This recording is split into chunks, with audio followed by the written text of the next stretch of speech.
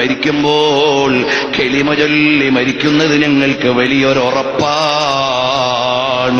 എന്റെ വീട്ടിലെ എന്റെ ഉമ്മയുടെ ഉമ്മ മരിക്കുമ്പോഴും ഞാൻ അവിടെയുണ്ട്. അവിടുന്ന് വലിയ മാലയോതിയിരുന്ന മഹതിയാണ്. കാഴ്ച കുറഞ്ഞപ്പോഴും ഖുർആൻ അവിടുന്ന് ഓതാൻ പറ്റുമായിരുന്നു. ഏറെ ഖുർആൻ ഓതിയവരാണ്, മഹാന്മാരുടെ മൗലിദോതിയവരാണ്.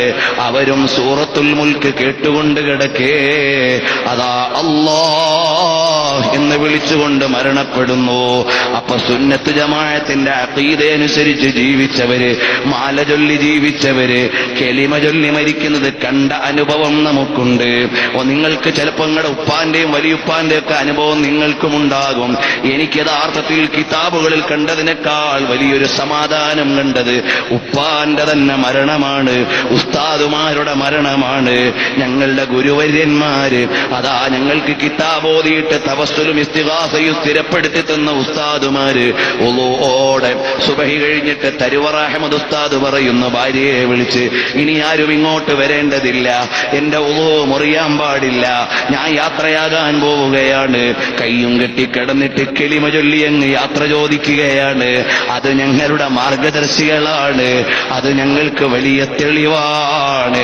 ഇതുപോലെ നൂറുകണക്കിന് ആളുകളെ സുന്നത്ത് ജമാഅത്തിന്റെ മക്കള് കലിമ ചൊല്ലി മരിച്ച അനുഭവം ഇപ്പൊ ഈ സദസ്സിൽ ഓർമ്മ വരുന്നുണ്ടാകും. ഇനിയും വേണോ വേറെ തെളിവ്? അതുകൊണ്ട് നല്ല ഉറപ്പോടെ ജീവിക്കണം. തഴവ ഉസ്താദ് ജീവിച്ച നാടല്ലേ, അവിടുന്ന് മൗലിദിന് തെളിവെഴുതിയവരല്ലേ, വീട്ടിൽ ഖുതുബിയത്ത് നടത്തിയവരല്ലേ, റാത്തീബ് നടത്തിയവരല്ലേ. എത്ര ഇസ്സത്തോടെ ജീവിച്ചിട്ട് ഈമാനിന്റെ ലക്ഷണങ്ങളോടെ മരണപ്പെട്ടില്ലേ? പോരേ തെളിവ്? റഈസുൽ ഉലമാ ശിഹാബുദ്ദീൻ ഉസ്താദ് വലിയ പണ്ഡിതനായിരുന്നില്ലേ? അവിടുത്തെ ജീവിതത്തിൽ നമുക്ക് ഏറെ ദർശനങ്ങൾ നൽകിയില്ലേ? അതുപോലെ കണ്ണിയത്ത് അഹമ്മദ് ഉസ്താദ് അവറുകൾ കേട്ടിട്ടില്ലേ അവിടുത്തെ സൂക്ഷ്മത? ശംസുൽ ഉലമാ കെ അബൂബക്കർ ഉസ്താദ് അവറുകൾ അവിടുന്ന് സുന്നത്ത് ജമാഅത്തിന്റെ ആശയങ്ങൾ സ്ഥിരപ്പെടുത്തിയ വലിയ അലിമായിരുന്നില്ലേ? താജുൽ ഉലമാ അതാ ഈമാൻ കൊണ്ട് ഖൽബ് ലംഘി മരിക്കണമെന്ന് ദുആ ചെയ്ത് പ്രഭാവത്തോടെ മരിച്ചത് നമ്മൾ, വഫാത്തായത് നമ്മൾ കണ്ടില്ലേ, അറിഞ്ഞില്ലേ? ഇതൊക്കെ പോരെ നമ്മുടെ മനസ്സമാധാനത്തിന്? അഹ്മദ് ബിൻ ഹംബൽ തങ്ങൾ പറഞ്ഞില്ലേ, സുന്നത്ത് ജമാഅത്തിന്റെ ആളുകൾ അറിയപ്പെടുന്നത് ബിജനായിസിഹിം, അവരുടെ ജനാസ കൊണ്ടാണെന്ന്.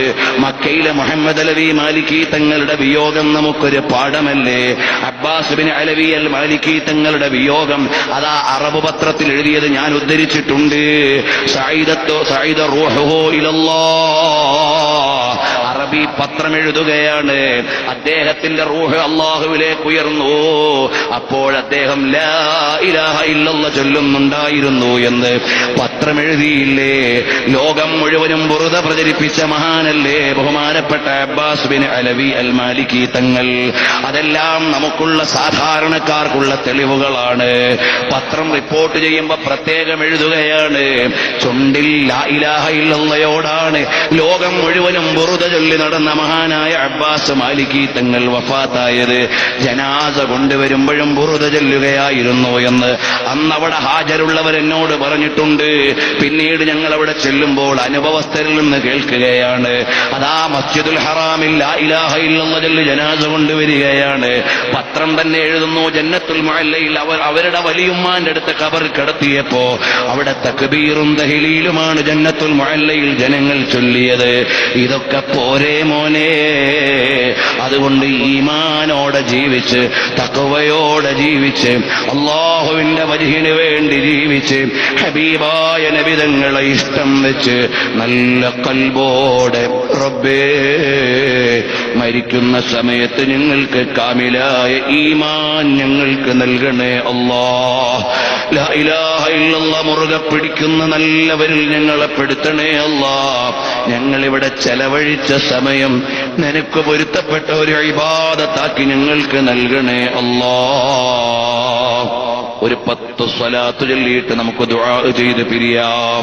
ഏറ്റവും നല്ല മജ്ലിസ് അല്ലാഹുവിന്റെ ഏകത്വം പറയുന്ന മജ്ലിസാണ്.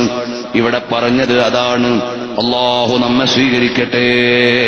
അല്ലാഹുമ്മ സ്വല്ലി അലാ മുഹമ്മദിൻ യാ റബ്ബി സ്വല്ലി